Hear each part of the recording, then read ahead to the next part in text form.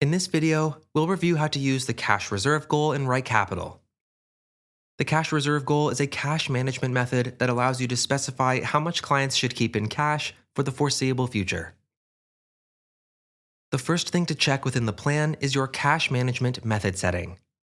This can be found in the gear icon, Settings, Methodology tab of the client plan.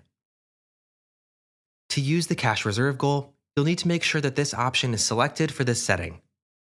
You can read more about this setting and the other options by searching Cash Management within our Help Center. With this setting in place, navigate to the Profile Goals tab. Here, you'll now find a cash reserve goal card. If you don't see one pre-populated, you can click Add Goal in the upper right and choose the cash reserve option. Within this card, start by setting a target amount. This reflects the maximum value you wish to hold within the cash reserve. You can then specify the duration of the cash reserve goal using the goal starts and goal ends fields.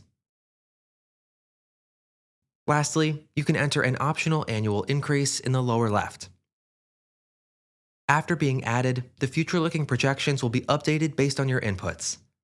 You can track the client's cash reserve as it's projected out into the future by navigating to the Retirement Cash Flows module, clicking into the Accounts tab, and then zooming into the Taxable column.